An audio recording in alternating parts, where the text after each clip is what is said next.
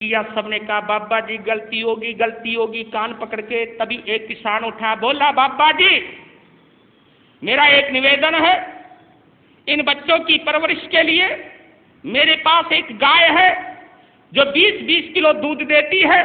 आप कहो तो वह गाय इन बच्चों की परवरिश के लिए, आपके लिए नहीं, इन बच्चों की परवरिश के लिए आपके आंगन में बांध दूं। मौनम स्वीकृति लक्षणम, मौन धारण कर लेने के जैसी तेरी मर्जी है। और किसी सेठ ने उन बच्चों के लिए वस्त्र दे दिए, किसी ने गाय दे दी, किसी ने कुछ दे दिया, और पूरा का पूरा सामान। और बच्चे गोविंद सिंह और चंपकलता दूध के चांद की तरह बाबा लालगिरी के संरक्षण में पलने लगे, बढ़ने लगे। धीरे धीरे 5 साल कहां निकल गए किसी को पता नहीं चला। समझ गए होंगे ये दोनों बच्चे किसके हैं? ये वही हैं बच्चे दोनों चंद्रवती के, जो बाबा की छत्र छाया के तले, कृपा प्रसाद के तले पल रहे हैं, बढ़ रहे हैं, आगे चल रहे हैं। 5 साल व्यतीत होने के बाद, 6वां वर्ष प्रारंभ होने के बाद, बाबा लालगिरी ने दोनों बच्चों को बुलाया, कहा कि आज से तुम्हारा शिक्षा संस्कार प्रारंभ करवाया जा रहा है, आज से तुम्हें पढ़ाया जा रहा है। क्योंकि इतने दिनों में उनको सुडौल बना दिया, किस तरह बैठना है, किस तरह चलना है, किस तरह बोलना है, किस तरह खाना है, किस तरह संयम में रहना है, ये थोड़ी थोड़ी छोटी छोटी बातें समझा दी और शिक्षा प्रारंभ कर दी है। जब शिक्षा प्रारंभ हो गई, एक दिन की बात, गोविंद सिंह 5.5 साल का, सुबह दिन निकलने से पहले लघु शंका के लिए कुटिया से बाहर गया तो बाहर क्या देखा? एक डील डोल, एक बड़ा शरीर वाला एक कोई खड़ा हुआ है। उसको देखती बच्चा डर गया, एकदम तुरंत अंदर भागा और बाबा लालगिरी को कहा, बाबा जी कोई है। ओ बड़ा बड़ा। ये सुनते ही कहा कि फिर तू डर क्यों रहा है? कहा बाबा डर लगता है, बहुत तगड़ा है वो।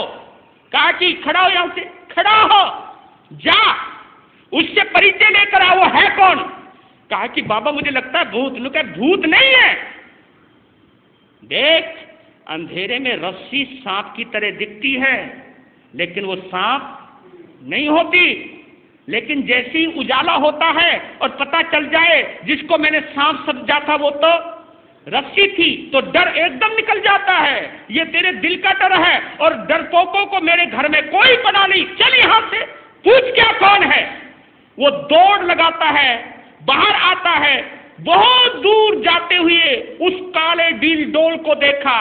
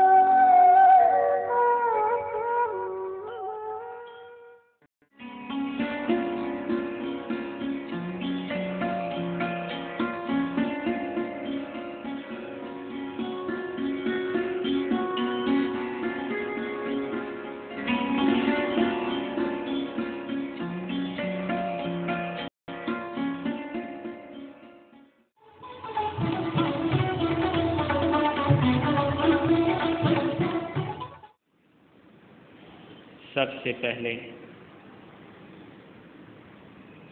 श्रमण संघ की चतुर्थ पटधर आचार्य सम्राट ध्यान योगी महामहिम श्री शिव मुनि जी महाराज साहब, जैन धर्मोपदेष्टा परम पूज्य गुरुदेव श्री फूलचंद जी महाराज साहब, परम सेवा भावी परम पूज्य गुरुदेव श्री प्रेम सुख जी महाराज साहब, संघ रत्न उपाध्याय प्रवर पूज्य श्री रविंद्र मुनि जी महाराज साहब, इन चारों गुरु भगवंतों की पावन चरणों में शत शत वंदन करता हूँ। हमारे दोनों प्रिय मुनिराज एवं उपस्थित धर्म प्रेमी बंधुओं, माताओं तथा बहनों, आप सभी का श्री पुप्फ भिक्षु दरबार में हार्दिक स्वागत करता हूँ।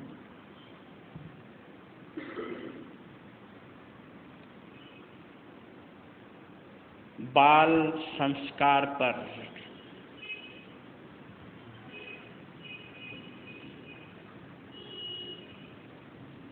प्रवचन श्रृंखला चल रही है।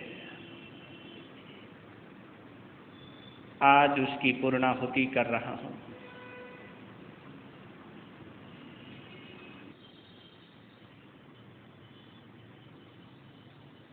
ये जन्म, ये मानुष्य चोला,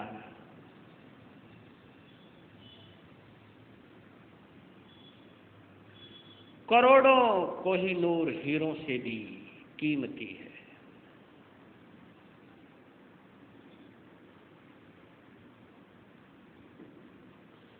इस हीरे को कहीं कौवों को उड़ाने के लिए उपयोग मत कर लेना, किन्हीं पक्षियों को उड़ाने के लिए प्रयोग मत कर लेना। इस हीरे से अपनी अंदर की गरीबी को मिटाकर अंदर की बादशाहत को जगाना।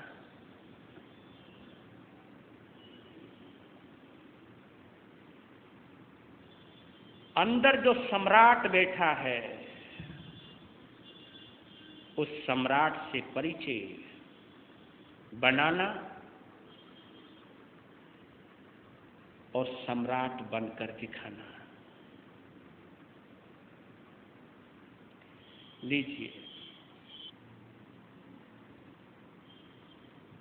बाल संस्कार के अंतर्गत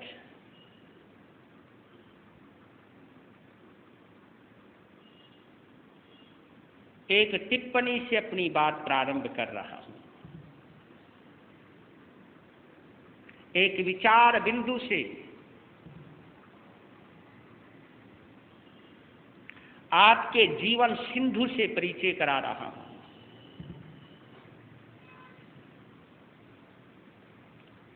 विचारों की बूंद में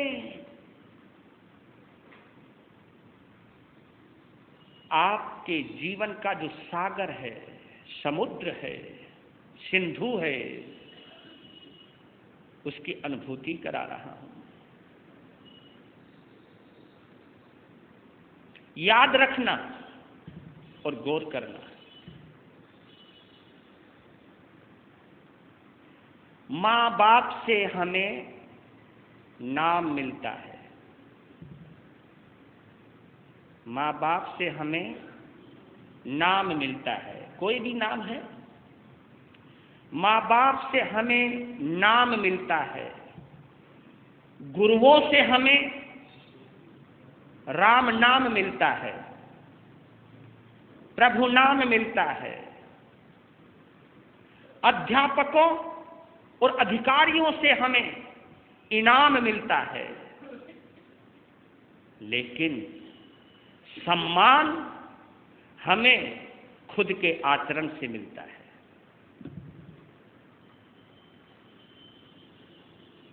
हमारी इज्जत, हमारा सम्मान हमारे स्वयं का आचरण दिलाता है। आपके माता पिता, आपके गुरुदेव कितने महान हैं, उससे आपको कोई ज्यादा लाभ होने वाला यह है। आपकी एक पहचान तो हो सकती है कि ये फला गुरु का भक्त है, फला माँ बाप का पुत्र है या पुत्री है, लेकिन आचरण अगर हमारा गंदा है तो माँ बाप का नाम हमारी प्रतिष्ठा में काम नहीं आएगा।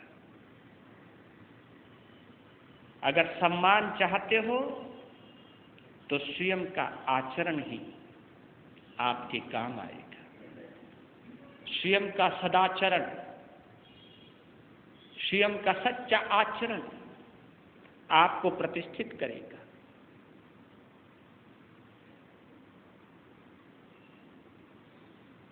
हम अपने बच्चों को जो आपके आंगन में दीप बनकर जला है,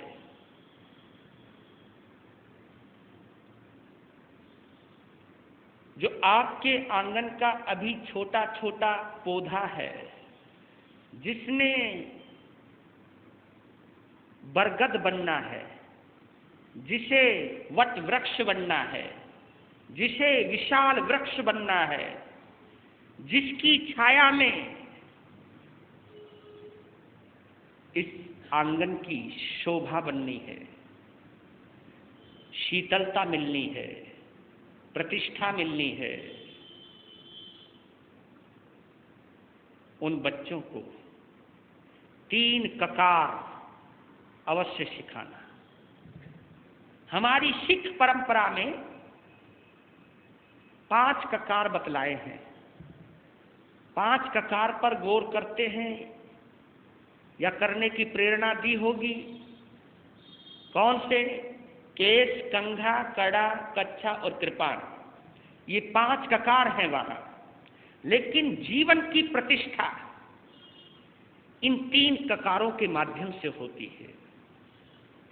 उन 5 ककारों से किसी वर्ग विशेष की पहचान होती है, किसी संप्रदाय की पहचान होती है, किसी जीवन शैली की प्रस्तुति होती है। लेकिन ये जो 3 ककार में बतला रहा हूं आपको, इन 3 ककारों से आपके जीवन की प्रतिष्ठा बढ़ेगी, आपके व्यक्तित्व में चमक आएगी, आपका जीवन शांत, सुखमय, आनंदमय होगा। और ये 3 ककार हर संप्रदाय की दीवार को तोड़ने में भी सक्षम है, या यूं कहूं ये 3 ककार किसी भी संप्रदाय की कोई बबोती नहीं है, स्वयं की कोई संपत्ति नहीं है। इन 3 ककारों का जो कोई भी इस्तेमाल करेगा, जो कोई भी आचरण करेगा, जो कोई भी प्रयोग करेगा, उसका जीवन आनंदमय होगा।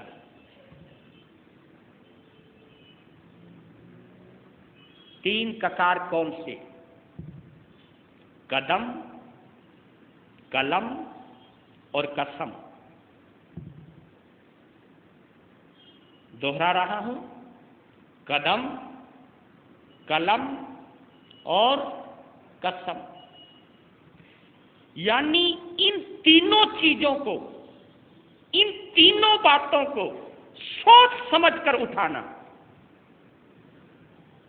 इन तीनों चीजों का सोच समझकर इस्तेमाल करना।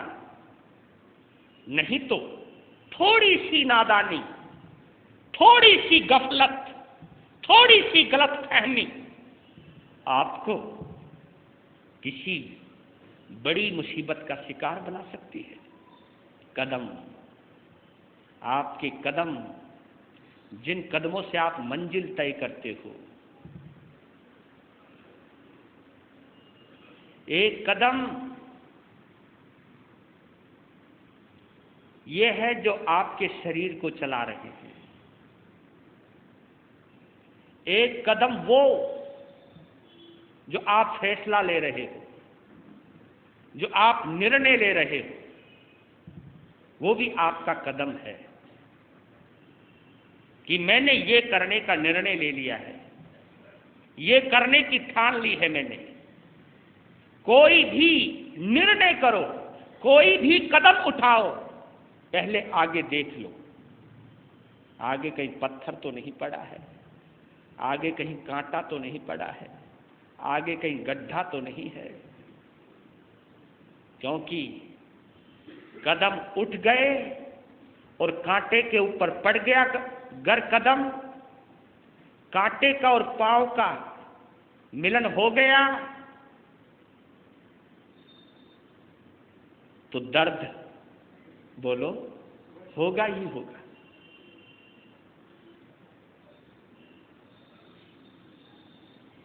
कदम और कलम, जिनको लिखने की जो लेखक हैं, जो अपनी लेखनी का लोहा मनवाते हैं, लेकिन लेखनी का मतलब यह नहीं कि जो मन चाहे वो लिख दो। लिखना वही जो दूसरे को प्रेरणा दे, लिखना वही जो हमारी प्रतिष्ठा बढ़ाए, हमारा कद ऊंचा करे, पढ़ने वाले को सही दिशा देवे, पढ़ने वाले के लिए प्रेरणा बने, पढ़ने वाले के लिए प्रकाश स्तंभ बने, पढ़ने वाले के लिए अंधेरे का दिया बने, अंधेरे की रोशनी बने। कलम में भी बहुत ताकत होती है, बहुत जबरदस्त ताकत होती है।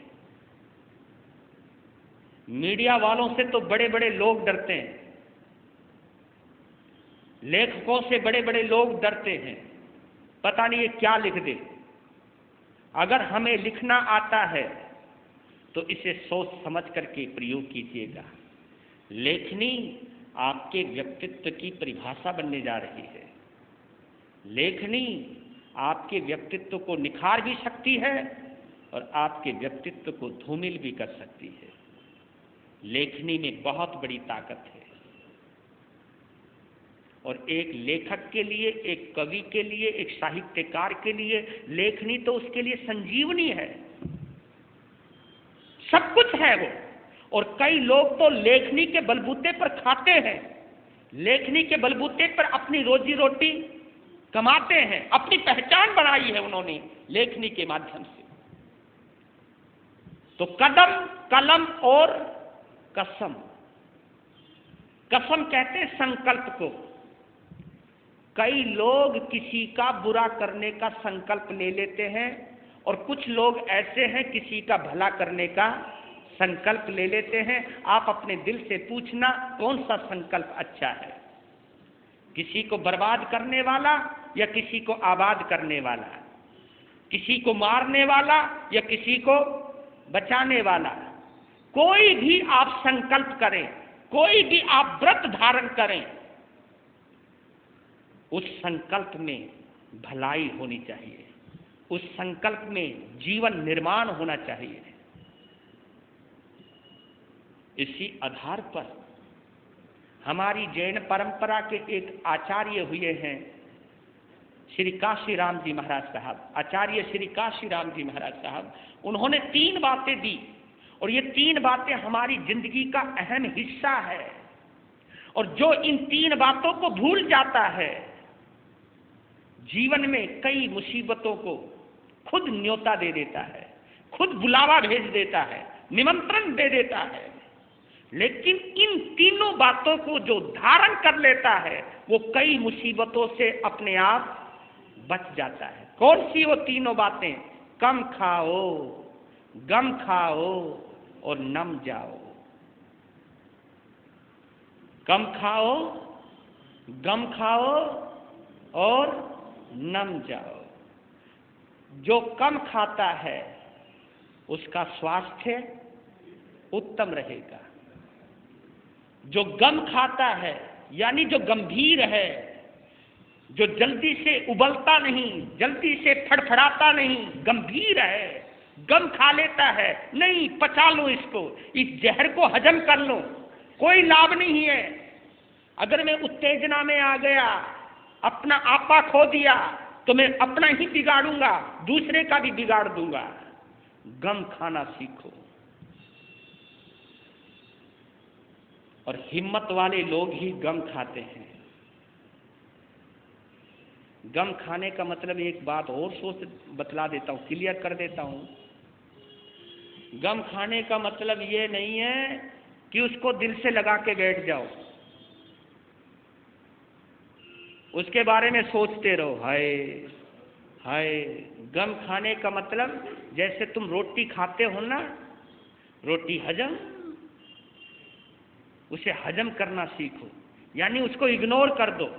कोई मुसीबत आ गई है, किसी ने बुरा कर दिया है और वो चीज, वो घटना बार बार हमको तकलीफ दे रही है, तो उसे भूलने की कोशिश करो। चाहे उसका माध्यम कर्म को बनाओ, चाहे उसको माध्यम भगवान को बनाओ, चाहे अपनी ही किस्मत को बनाओ। ये सोच लो जो मेरी किस्मत का था वो मुझे मिल गया है, अब ज्यादा फड़फड़ाने से कुछ होने वाला नहीं है। अपने आप को शांत करने में ही अपनी भी भलाई है और दूसरे की भी भलाई है, जो इस तरह का चिंतन करता है। क्योंकि जो घटना घटित हो चुकी है, तुम लाख कोशिश करो उस घटना को तुम टाल नहीं सकते, क्योंकि वो हो चुकी है। अब कुछ नहीं हो सकता, अब आगे कुछ और हो सकता है। और वो पॉजिटिव सोचिए आप, और पॉजिटिव करने की कोशिश कीजिए। गम खाओ और नम जाओ। अगर कोई दूसरा अकड़ रहा है, सामने वाला अकड़ रहा है, क्योंकि अगर दोनों ही अकड़ेंगे तो बात बनने वाली। और ये तो तुम लोग भी कहते हो भाई, किसी ना किसी को तो झुकना पड़ेगा। हाँ, और झुके बिना काम होने वाला है ही नहीं। झुकने में मजा है, सच बतला रहा हूं, अकड़ने में कोई मजा नहीं। शरीर में फ्लेक्सिबिलिटी रहे ना, लचक रहे, तो शरीर स्वस्थ होता है। और जिसके शरीर में अकड़ाहट आ जाए, ये सर्वाइकल है क्या पता है आपको? ये सर्वाइकल ये है कि ये सब नसें जाम हो जाती हैं, और जब सब नसें जाम हो जाए तो हमें चक्कर आने लगते हैं। कोई भी चीज, अगर हमारे पांव हैं, घुटने हैं, इनकी फ्लेक्सिबिलिटी अगर खत्म हो जाए, लचक खत्म हो जाए तो खत्म। तो जिस तरह लचीला शरीर आपके स्वास्थ्य का प्रतीक है, उसी प्रकार आपको अपने निर्णय में भी लचीलापन रखना चाहिए। अकड़ने से कुछ होने वाला नहीं है। अकड़न, क्योंकि आपने देखा होगा जिंदा आदमी अपने पांव को अपनी मन मुताबिक मोड़ लेता है, सिकोड़ लेता है, फैला लेता है, लेकिन जो मुर्दा होता है वो कुछ भी, मुर्दे के सब अंग क्या हो जाते हैं? अकड़ जाते हैं, क्योंकि कुछ नहीं रहा। मेरे मर्दों, मर्द बन के रहना, मुर्दा बनकर नहीं।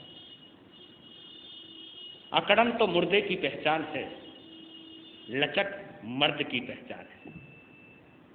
वक्त के मुताबिक आपके अंदर विनम्रता और स्वयं को झुकाने की हिम्मत होनी चाहिए, और झुकने वाले को दुनिया सलाम करती है। आप किसी के आगे झुकते हो ना, नमस्कार, तो दूसरा एकदम झुकेगा। और तुम किसी के आगे अकड़ कर निकल जाओ, जा, अगर तू भी अकड़ता है तो हमारे अंदर भी तो अकड़ है। अगर किसी को झुकाना है तो खुद भी झुकना सीखिए। आजकल तो धर्म स्थानकों के द्वार ऊंचे ऊंचे हो गए, लेकिन पहले सन्यासियों की जो कुटिया हुआ करती थी, वो जानबूझकर उस कुटिया का जो दरवाजा होता था वो छोटा बनाते थे। किस लिए? ताकि जब अंदर जाए हम तो झुक करके जाए। इसका मतलब यह है कि अंदर की अगर शांति पानी है तो झुकना तो पड़ेगा। अंदर अगर प्रवेश करना है तो झुकना तो पड़ेगा। आपने देखा होगा ये स्विच बोर्ड जो होते हैं, ये स्विच बोर्ड जो होते हैं, ये जब ऊपर की ओर होते हैं तो क्या होता है? बिजली बंद, पंखे बंद, जब ऊपर की तरफ होते हैं। और जब से ही ये नीचे की तरफ झुके तो क्या हुआ? उजाला हो गया, प्रकाश हो गया। तो झुकने में, और इसी प्रकार महात्मा गांधी के वो 3 बंदर बड़े प्रसिद्ध हैं जो प्रेरणा देते हैं हमको। ये प्रेरणा बच्चों को भी देनी है। कौन सी प्रेरणा? बुरा मत, बस यहां के बाद फिर तुम बोलते जाना, बुरा मत देखो, बुरा मत सुनो और बुरा मत, बस सारा निचोड़ है ये तो। बुरा देखोगे बुरे भाव आ जाएंगे, बुरा सुनोगे तो बुरे भाव आ जाएंगे, बुरा बोलोगे तो बुरा बन जाओगे।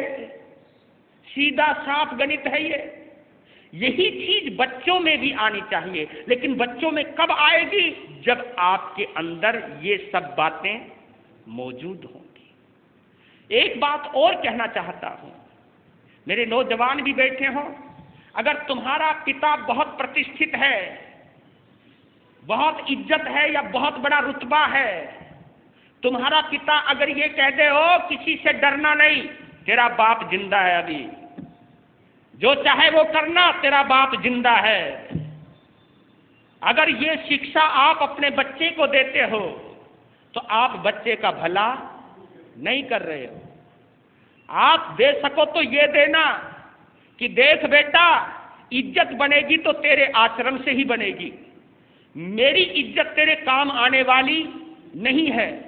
अगर तू मेरी इज्जत को बढ़ाना ही चाहता है तो ये इज्जत तभी बढ़ेगी जब तेरी इज्जत मेरे से भी बड़ी होगी, मेरे से भी अच्छा आचरण होगा, तब इज्जत दुगनी हो जाएगी।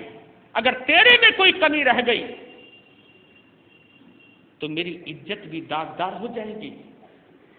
ध्यान करना मेरे लाल, ये शान शौकत, ये धन दौलत अकड़ने के लिए नहीं, संभालने के लिए होती है और संभलने के लिए होती है। जो संभालना जान गया और जो संभलना जान गया, उसने सब कुछ पा लिया है, उसने जीवन का रहस्य पा लिया है। कभी कभी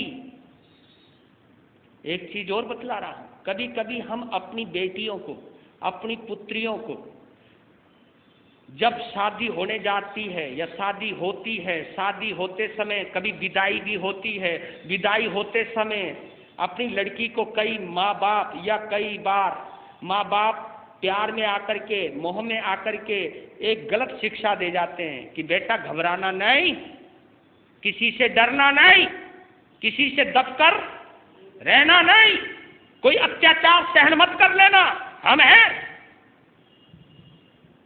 ये शिक्षा अच्छी है या ये शिक्षा अच्छी है?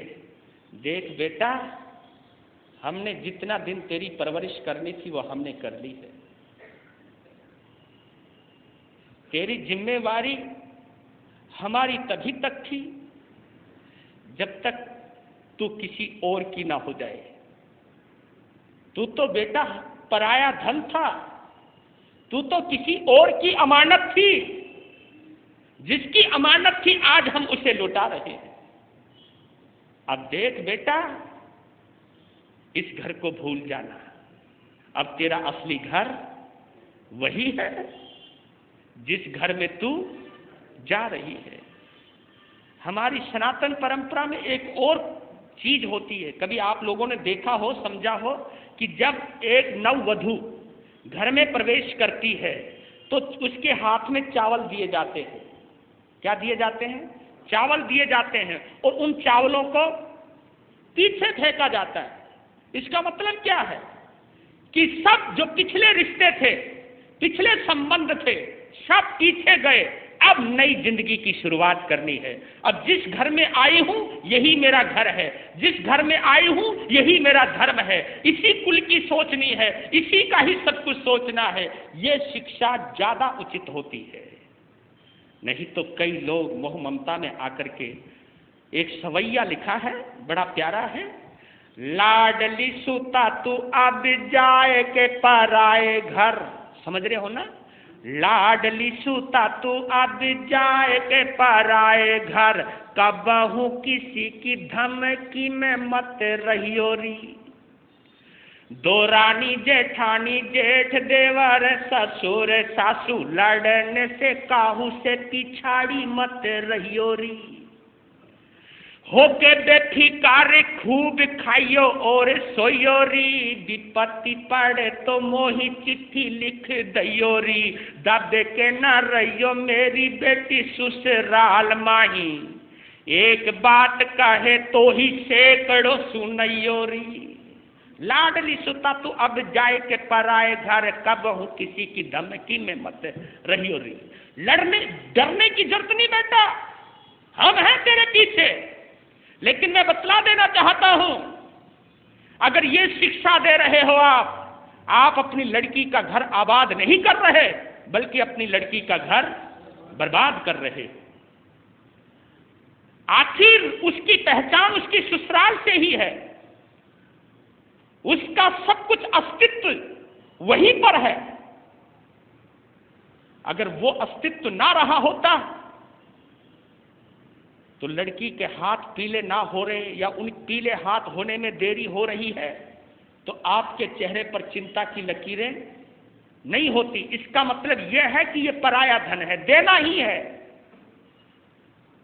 तो देव तो शान से देव तो एक बात कह करके कहो कि देख बेटा, तेरे हाथ में 2 कुलों की इज्जत है और असली कुल तेरा वही है जिसकी तू इज्जत बनाने जा रही है।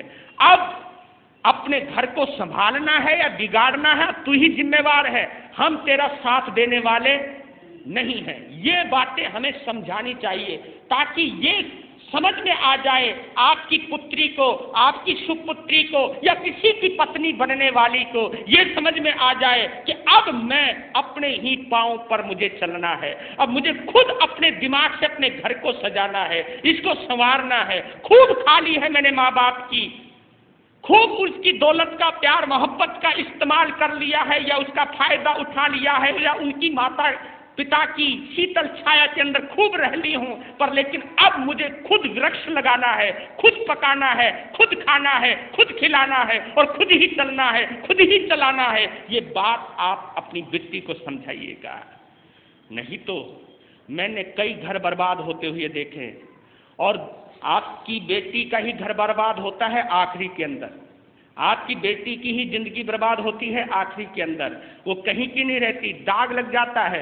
तुम ये तो कह देते हो तू चिंता मत कर, एक नहीं है दूसरे को ब्याह देंगे, लेकिन लड़की के ऊपर ये दाग ही बहुत बड़ा है कि ये पहले किसी की रह चुकी है। यही दाग बहुत बड़ा है। इज्जत खत्म हो गई। सोचोगी मत, सोचने में पाप लगता है। और जिनके घर लड़की आई है उनको भी मैं प्रेरणा दे रहा हूं, उनको भी एक समझ दे रहा हूं कि एक लड़की अपने माँ बाप की छाया छोड़कर तुम्हारे घर आई है, उसको तुम अपनी सगी बेटी समझना। वही आपकी घर की इज्जत है, आपके घर कुल परंपरा को आगे बढ़ाने आई है। वो आपके लिए देवी है, वो आपके लिए लक्ष्मी है। उसकी बेइज्जती नहीं करना, उसके आगे ताना कसी नहीं करना, उसको जलील मत करना। ये बातें क्योंकि मैं इसलिए बोल रहा हूं ये सब बातें कि घर के अंदर जो बच्चा है छोटा सा या जो सीख रहा है वो सब कुछ देख रहा है, असर होगा। मेरे गुरुदेव एक कहानी सुनाया करते थे, बड़ी अच्छी कहानी सुनाया करते थे। ये समझ लेना आप, बड़ी काम आएगी ये बात। एक घर में एक नई नवेली दुल्हन ब्याह करके आई, बड़ी सभ्य, बड़ी गुणवान, बड़ी शालीन, बड़ी कुलीन।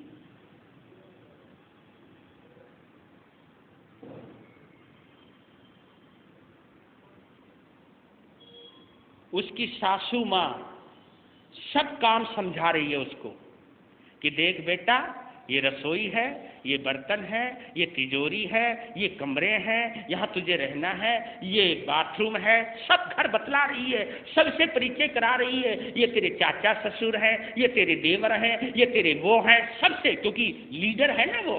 अभी तो सास बनी है, अभी तो हुकूमत दूसरे को सौंपनी तो है ना, तो हुकूमत सौंपने में थोड़ी बहुत दादागिरी तो चलानी ही पड़ती है, थोड़ी बहुत अपनी अकड़ दिखानी पड़ती है। ये तो कहना ही पड़ता है कि मैं भी इस घर की कुछ ना कुछ हूं, मैं, मेरी वजह से तू आई है यहाँ, मैंने ही तो तुझे पसंद किया था, मैंने ही तो अपने बेटे को कहा था ये लड़की बड़ी अच्छी है।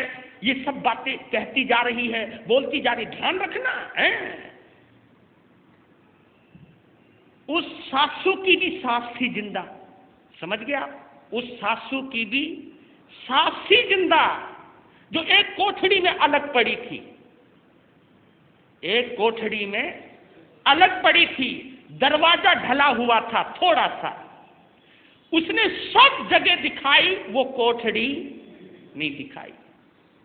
बहू ने कहा मां सब जगह दिखाई, ये बेटा क्या इसमें बुढ़िया रहती है, बहुत गंदी है, कपड़े धोती नहीं, सार संभाल रखती नहीं, और ये दरवाजा थोड़ा सा खोल रखा है, और ये मिट्टी के बर्तन जो ठीकरे होते थे, ठीकरे समझ गए, टूटे हुए मटके के बर्तन हुआ करते थे कि ये ठीकरे होते हैं, और ये बर्तन जो पुराने मटके होते हैं उनको तोड़ करके इसमें हम कुछ डाल देते हैं और बाहर से अंदर खिसका देते हैं, तो खिसका दिया कर, बस दूसरी बार इस्तेमाल नहीं करते उन बर्तनों का। ये सुना, उस वक्त कुछ नहीं बोली, वो उसके साथ चली गई, लेकिन मौका देखते ही वो बहू उसी कोठड़ी में आई, दरवाजा जो ढला था उसे खोला, एक टूटी हुई चारपाई पर जिसकी हड्डियां हड्डियां रह गई हैं, झुर्रियां झुर्रियां पड़ गई हैं,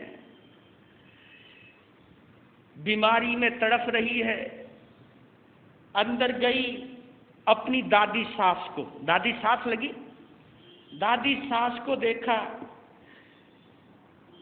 उसके पांव छुए, दादी सास ने कहा ये सुगंध कहां से आई, क्योंकि सुगंध थी। कहा तू मेरे पोते की बहू है? हाँ माँ जी। तू जा जा जा, तेरी माँ देख लेगी, तेरी सासू देख लेगी, नाराज हो जाएगी, बेटा तू जा। कहा माँ मैं सबसे नजर बचा के आई हूं, आपकी ये हालत देखकर मेरे दिल को दर्द हुआ है। बेटा ये सब नसीब का खेल है, तू चिंता मत कर, बस मैं तो अब जाने वाली हूं। कही नहीं मां, तू अभी नहीं जाएगी, तू अभी नहीं जाएगी, मैं सब ठीक कर दूंगी, मैं आ गई हूं ना, मैं सब ठीक कर दूंगी, मेरे पे विश्वास रख मां।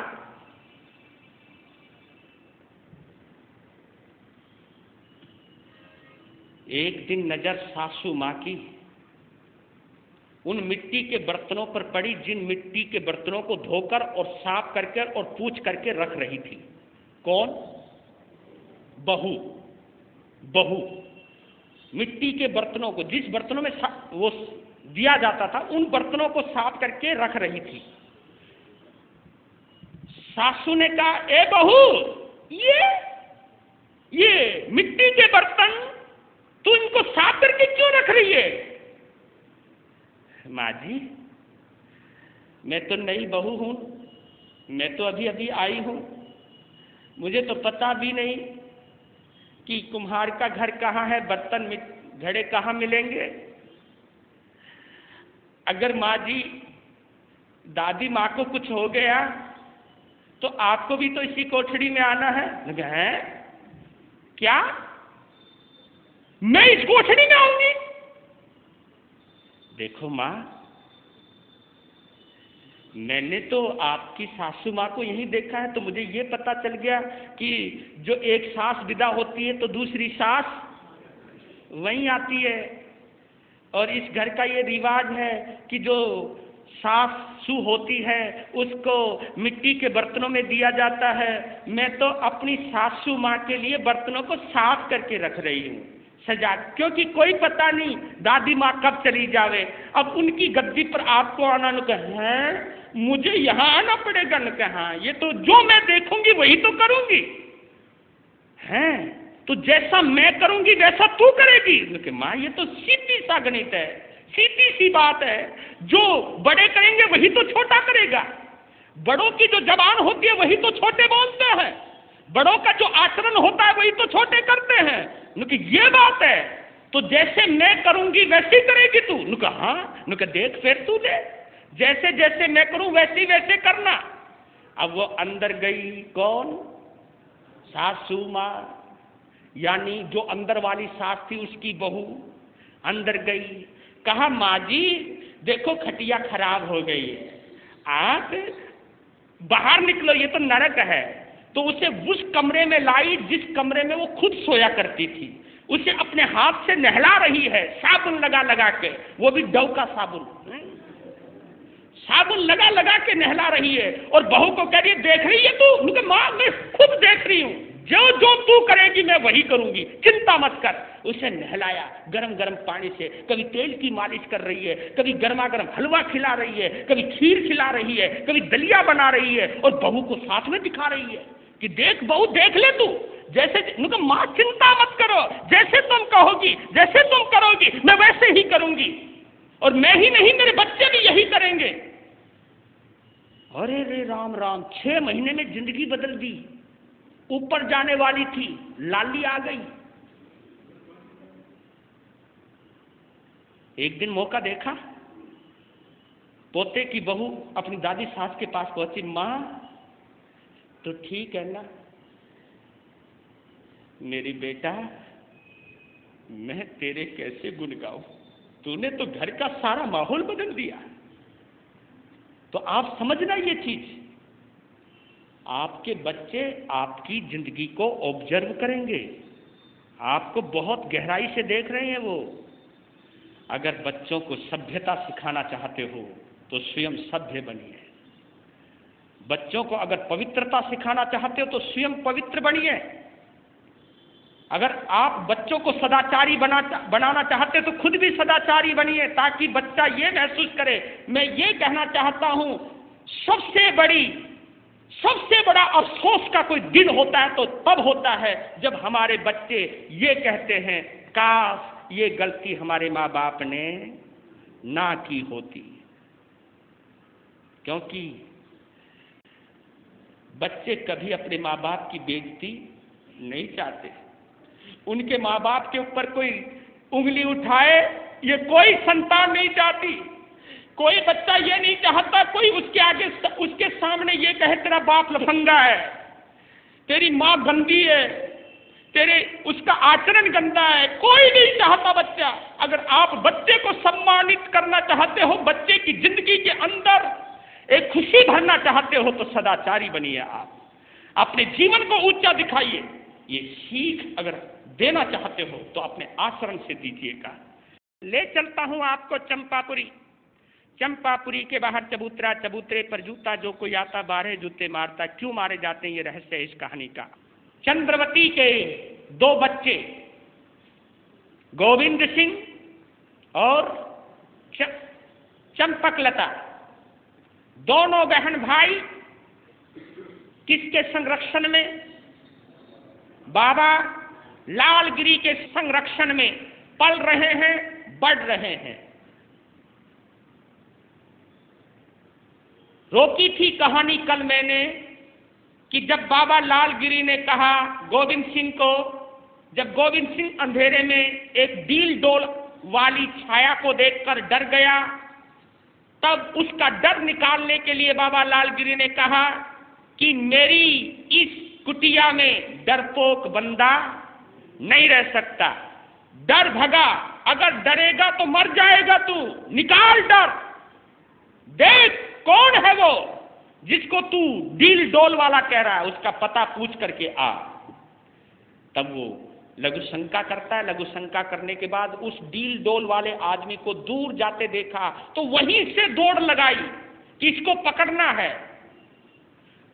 और एक छलांग लगाई, उछल कर डील डोल वाले आदमी के कंधे पर जंप मारी और बैठ गया। अब आदमी वो अचकचा गए, अरे कौन? देखा, ओह गोविंद, कम से कम ये तो मत किया कर, मैं तो डरा ही दिया था। ओ गद्दू भैया तुम, मैंने सोचा कि तुम तो भूत हो कोई, तुम्हें तो मैं थोड़ी देर पहले भूत समझ रहा था, तुम तो चंपापुरी के जाने माने पहलवान गद्दू हो। हाँ, आज तू बहुत जल्दी उठ गया। हाँ गद्दू भैया, बाबा ने कहा, मैं तो डर ही गया था, मैं तो सोचा कोई भूत है, लेकिन तुम तो मेरे गद्दू भैया निकले। कहा कि चल, जब तू आ ही गया है तो जहां मैं जा रहा हूं वहां चल। उसका हाथ पकड़ा, चल पड़े जहां अखाड़ा था। अखाड़े में जहां जोर आजमाइश करनी थी, जहां बड़े बड़े और पहलवान थे, उन सभी को देखा, जोर आजमाइश करते देखा, उनकी नकल वो भी करने लगा, वो भी दंड दूंड पहनने लगा और कहने लगा गद्दू पहलवान को, ये इतने चौड़े चौड़े, इतने इतने मजबूत, तू भी हो जाएगा, तू बनना चाहता है क्या? उन्होंने कहा हाँ हम भी चाहते हैं, जरा ऊंची ऊंची हो जाए। कहा कि चिंता मत कर, मैं संभाल लूंगा। तो लौटते वक्त गद्दू पहलवान ने बाबा लालगिरी को कहा कि गुरुदेव बाबा, अब वक्त आ गया है, इसको मुझे सौंप दो, मैं अभी से ही इसको पहलवानी की शिक्षा दूंगा। कहा कि ठीक है, पहलवानी तू सिखा, कुश्ती तू सिखा, द्वंद्व युद्ध तू सिखा, बाकी की विद्याएं मैं सिखाऊंगा, घोड़ा दौड़ाने की, तलवार चलाने की, जो भी साहित्य है, संगीत है, व्याकरण है, ये सब विद्याएं मैं सिखाता हूं, पहलवानी तू सिखा। अब परवरिश होने लगी। देखते ही देखते वक्त बीत गया। 14 साल के बाद 15वें साल में प्रवेश कर गए हैं दोनों भाई, और 15 साल में ही क्योंकि कुछ खाना पीना, कुछ जोर आजमाइश, कुछ पहलवानी, तो 14-15 साल की उम्र में पूरा जवान हो गया। कौन? गोविंद सिंह, और सभी विद्याओं में निष्णात हो गया। उधर चंपापुरी में साल में 2 महोत्सव बहुत ऊंचे हुआ करते थे, एक बसंत उत्सव और शरद ऋतु में कौमुदी महोत्सव।